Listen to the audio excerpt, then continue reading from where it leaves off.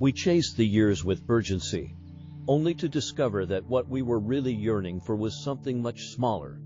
A moment, a breath, a peaceful presence in our own lives.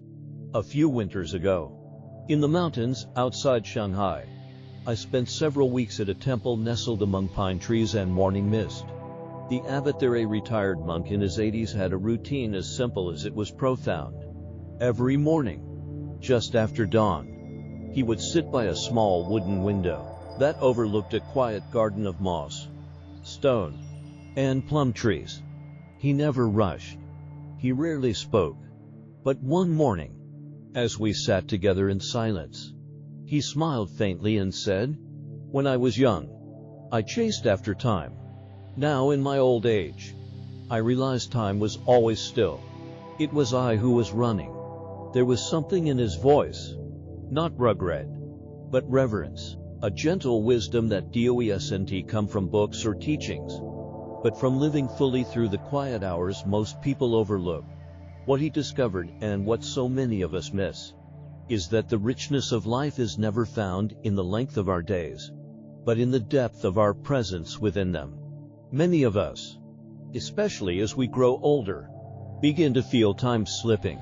The days move faster, months blur into seasons, a year ends before we've even learned to write its name, and we tell ourselves, "Someday I'll rest. Someday I'll slow down.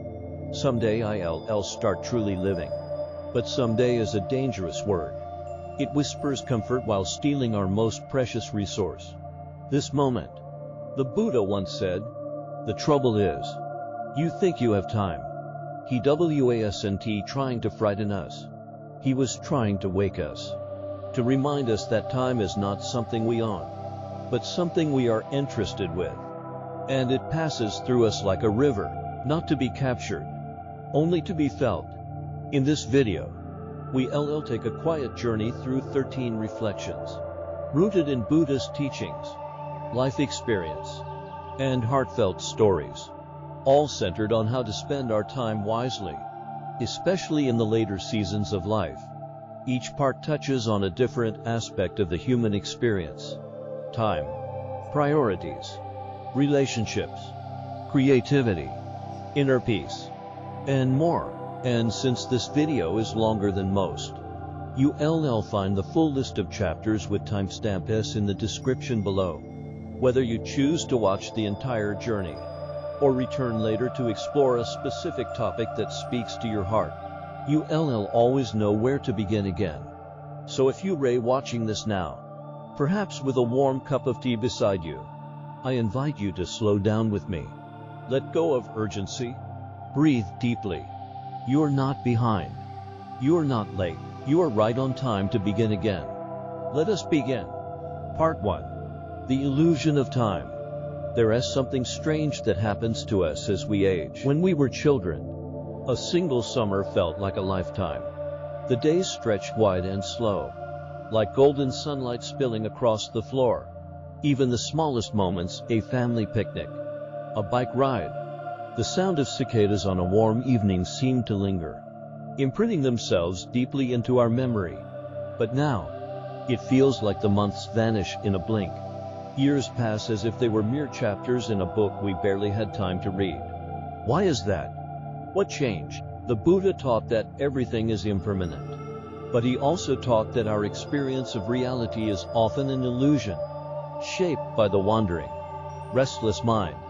Time, as we feel it, is not a fixed river. It is a sensation, deeply tied to the quality of our awareness. The more awake we are in a moment, the longer and fuller that moment becomes.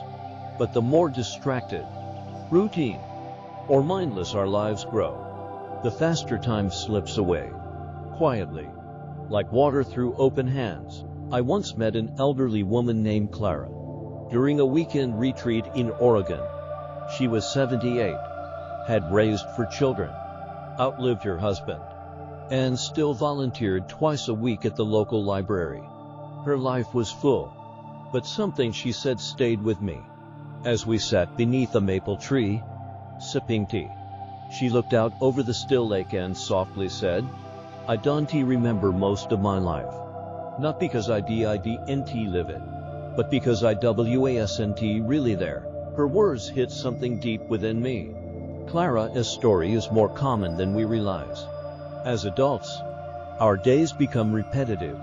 We wake up, make coffee, scroll through the news, move from task to task. Errands, chores, conversations that stay on the surface. The brain, always looking for efficiency, stops actively recording what feels familiar. When the mind encounters something new, it becomes alert. But when it sees a loop, it tunes out. That is why time seems slower. When we rate traveling, falling in love, or learning something unfamiliar, because our awareness is fully alive. But routine, especially in later life, causes time to collapse. In Buddhism, this is sometimes called time blindness, a kind of spiritual sleepwalking. We may be moving through life, but we are not truly present for it. The Buddha urged his disciples to cultivate mindfulness, not just in meditation, but in the way we walk, speak, eat, and live. He once said, "Do not dwell in the past. Do not dream of the future. Concentrate the mind on the present moment." It sounds simple, but living in the present requires effort. Gentle, compassionate effort. It is not about making grand changes. It is about waking up to what is already here. One gentle way to reclaim our sense of time is to invite small moments of novelty into our lives, not for excitement's sake, but to break the patterns that lull us to sleep. Take a different route on your morning walk. Try a recipe you've never cooked before. Speak to someone new at the market. Even sitting in a different chair for breakfast can quietly awaken your attention. These are not trivial acts. They are quiet acts of rebellion against spiritual numbness. Another practice is to pause intentionally throughout the day. Just 10 seconds. To breathe. To feel your feet against the ground. To hear the wind. To notice the texture of your hands. These micro moments, when repeated, become anchors in time. They slow things down. They bring you back to yourself. And perhaps most important of all, reflect daily. Even just a few lines in a journal. Write down what you saw, felt, or learned. This helps your mind store the day as meaningful. As one Zen master once said, "A day without reflection is like a meal without salt." In the end, the illusion isn't that time moves too fast.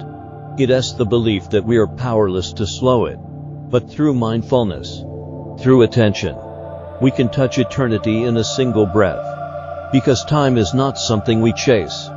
It is something we awaken to. Part 2. What truly matters. There's a curious moment that tends to arrive quietly, somewhere in the second half of life. A quiet realization begins to surface. It doesn't arrive with fanfare, nor does it demand immediate action, but it lingers like a shadow stretching across a long afternoon. It is the understanding that so much of what once felt urgent or important may not have mattered all that much after all. Years ago, during a hospice volunteer training, I met a retired nurse named Helen.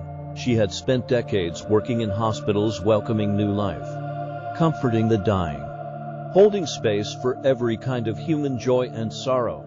At 72, she chose to spend her free time sitting beside those nearing the end, not out of obligation, but from a quiet knowing. She understood that there are lessons found at the edge of life that the busy world doesn't teach. Helen told me something I've never forgotten. In all my years sitting beside the dying, not once did anyone ask for more meetings, more paychecks, more emails. They asked for people, for peace, time they never made. The Buddha often spoke of right view, a clarity of perception that allows us to see through the fog of distraction and grasp the truths that liberate. And one such truth is this: not all tasks are equal. Not everything that demands your attention deserves it. Still, so many of us, especially in the prime of our working years, confuse being busy with being purposeful. We fill our days with motion instead of meaning, convinced that urgency equals importance. But here's the quiet catch. Time reveals the truth. Only when we look back, sometimes years or decades later, do we realize the cost of those choices. The missed birthdays, the silent dinners, the small, golden chances to be kind that we were too hurried to take. In Buddhist tradition, there is a reflection practice called the 5 recollections Pake Sadai. One of them offers this sobering reminder. I am of the nature to grow old. There is no way to avoid aging. I am of the nature to die. There is no escape from death. All that is dear to me will become separated from me. These aren't meant to depress us, they are meant to awaken us, to bring us back to what really matters. Now, before it quietly slips away, a practice I sometimes suggest is what I call the deathbed perspective. Imagine yourself decades from now, lying in bed near the end, reflecting on the life you've lived. What will matter to you in those final hours? Will it be the spotless kitchen, the perfectly balanced checkbook?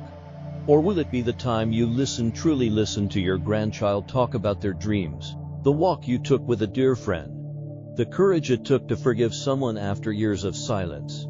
The truth is, clarity often comes in stillness. But in today's world, we rarely slow down enough to feel what really matters. That's why, especially as we grow older, we must learn to choose with intention, to become guardians of our own attention. Here is a small practice. Each morning, before the day begins, before the emails, before the noise, sit with a pen and paper and ask yourself, what would truly matter today? If this were my last, don't overthink it. Just write what your heart says. Then let those answers, not your to-do list, guide your next steps. The Buddha once said, your work is to discover your work, and then with all your heart, to give yourself to it. He wasn't only speaking of employment, he was speaking of Dharma, your soul's true calling.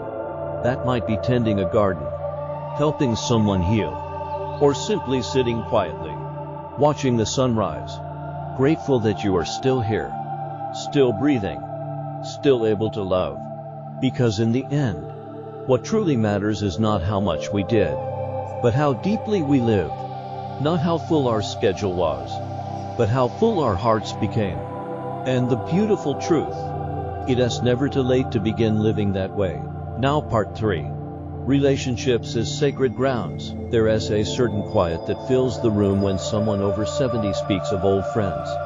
Not in the loud, lively way youth speaks of crowds and parties, but in a kind of hush that comes when memories feel too tender to speak out loud. You'll often hear things like, we lost touch, or I wonder how they're doing these days.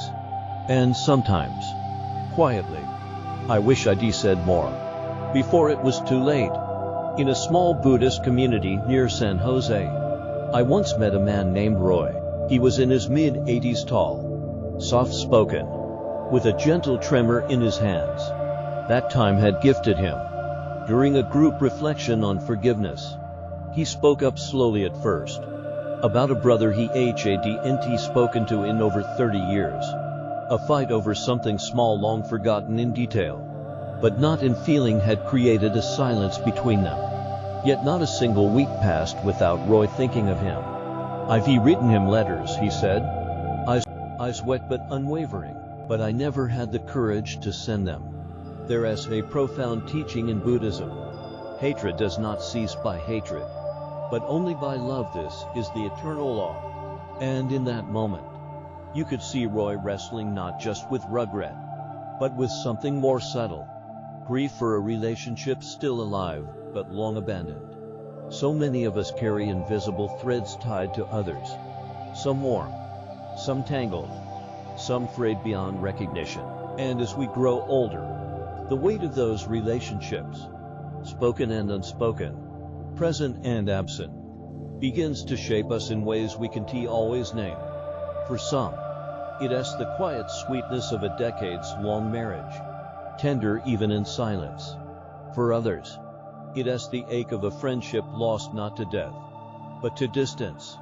And for many, it is the soft sorrow of realizing We were present in body but absent in heart. In Buddhist understanding, relationships are not just social ties. They are sacred grounds where our karma unfolds. Every interaction, whether fleeting or deep, is a kind of planting. A word spoken with kindness becomes a seed of peace. A moment of neglect, a missed apology, becomes a karmic ripple we carry until it is resolved. That is why the Buddha emphasized right speech and right intention, not to make us perfect, but to help us become present. A simple smile, a genuine question, a moment of quiet listening. These things are not small, they are, in truth, the very fabric of connection. One story from the sutras tells of the Buddha's cousin, Devadatta, who became his adversary. Despite betrayal and harm, the Buddha never responded with anger. He taught his disciples that the heart must remain spacious enough to hold even those who have wronged us, not to justify harm, but to release the bitterness that binds us when we hold on to it. If you are reading this now, perhaps someone has already come to mind. A sibling, an old friend, a long-past spouse, or maybe even a neighbor you once shared coffee with, but haven't spoken to in years. Ask yourself, gently, is there something left unsaid? Something worth reopening? Not to fix the past, but to free the present. And if that still feels too far, start smaller. A short message, a letter, a prayer, or even just holding them in your heart with kindness. Through the practice of Metabhavana loving kindness meditation, we can begin to mend the unseen threads. Relationships are not built only on the big things. Anniversaries, reunions, heartfelt apologies. They are built, more often, on daily gestures, the check-in call, the remembering of a favorite story, the quiet presence without needing to fix or respond. And yes, sometimes, the bond remains broken. Not every door reopens. But even then, peace is still possible, not because the other person changes, but because you choose to release the suffering. As the Dha Mamapada reminds us, better than 1,000 hollow words is one word that brings peace. So let us speak fewer words, but make them count. Let us love not in grand declarations, but in quiet, daily deposits of care. Let us seek peace, not only with others, but within ourselves. For the ones we love too little, too late, because in the end, it is not the number of people we've known that matters, but the depth of presence we offered to those who crossed our path. And it is never too late to plant one more seed of kindness in the sacred ground between hearts. Part 4. Purpose and inner work after retirement. There is a moment, sometimes subtle, sometimes deafening, when the structure of work begins to dissolve. No more morning rush, no more meetings, no deadlines, no office politics.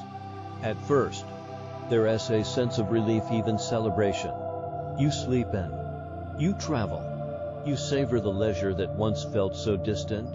But after a while, something begins to shift. A quiet question, barely a whisper, rises from the stillness. Now what? It is not a question of survival, but of meaning. And for many people over 60, it becomes the most important question of all. I once spoke with a man named Richard, a retired architect from Colorado. For over 40 years, he designed buildings meant to outlast him. Hospitals, schools, civic centers. He was meticulous, driven, widely respected. But after retiring at 67, he told me something that stayed with me. I don't know who I am when I am not building something. He said it without sadness, but also without clarity. He wasn't lost exactly, just untethered, like a ship that had left the harbor, but hadn't yet set a course. He didn't miss the work. Not really. What he missed was purpose. In Buddhism, there is a concept called sankhara, formations of the mind, patterns of doing, becoming, achieving. If left unchecked, these patterns can steer our lives, without ever asking if they still serve us. Retirement. In this light, isn't the end of purpose, it's the beginning of conscious purpose. A chance to turn inward, to meet ourselves, not as workers or providers, but simply as human beings, with something still beautiful to offer. The Buddha taught that right livelihood isn't just about earning a living, but about living in harmony with our values. And after retirement, that harmony may take a different shape. It might mean mentoring a young neighbor, writing down stories for your grandchildren, tending a garden with care, volunteering not to stay busy, but to stay connected to the web of life. I once met a retired school teacher who read aloud to children at the public library every Thursday. She called it her Dharma in disguise. To her, it wasn't just a hobby. It was a continuation of her inner work, showing up with patience, presence, and warmth. She said, "When I stop giving, I stop growing." But here's the beautiful paradox. Purpose in this season of life isn't about doing more. It's about being more present, being more generous, being more in touch with what moves your heart, even if no one else sees it. And yes, there are days when the body feels heavier, when the world moves too fast, when you wonder if you've become invisible. But please remember this. Your worth is not tied to what you produce. Your presence, your listening, your stories, your quiet wisdom, they are gifts this world deeply needs. In the Majjhima Nikaya, the Buddha said, "Just as the great ocean has but one taste, the taste of salt, so too does the Dharma have but one taste, the taste of liberation." Liberation at this stage often means freeing yourself from the belief that you still have something to prove. It means embracing your experience, not as something behind you, but as something you now embody. You are a living testament to survival, to love, to endurance. So if you find yourself asking, "What is my purpose now?" try asking instead, "What brings my heart alive? Where can I offer my stillness, my compassion, my presence?" And know this, even the quietest acts, making soup for a neighbor, lighting incense each morning, sitting with someone in grief, can be offerings of the highest kind, not because they are loud or visible, but because they are rooted in awareness. Purpose after retirement doesn't have to be grand. It just has to be real. And in truth, your most meaningful work may not be what you build with your hands, but what you awaken in others, simply by being deeply, unmistakably yourself. Part 5. Health, energy, and compassion for the body. There comes a time when the body slows down. Knees ache, the back tightens, and simple movements ask for patience. These aren't betrayals. They are invitations. The body asking us to listen, to care. In Buddhism, the body is not a barrier, but the first foundation of mindfulness. We observe it with kindness, not criticism. I met Grace, 74, at a retreat. After hip surgery, she felt like a stranger in her body. "I thought I needed to get strong again," she said, "but maybe I just needed to get kind." That shift from pushing to compassion is powerful. The body isn't a machine to be fixed. It's a teacher. It shows us impermanence, presence, and tenderness. Try a simple body scan. Notice each part, gently. No fixing, just attention. You may find not only discomfort, but also peace and gratitude. Even small movements can be sacred. A walk, a stretch, standing in the sun. They remind us, you are still here. Life still flows through you. The Buddha said, caring for the body is a duty, or the mind cannot stay clear. This isn't about youth. It is about vitality. Let your body be as it is, not broken, but wise. And if it says, "Let us keep going," honor that as a quiet act of courage. Subscribe and awaken your mind with timeless wisdom.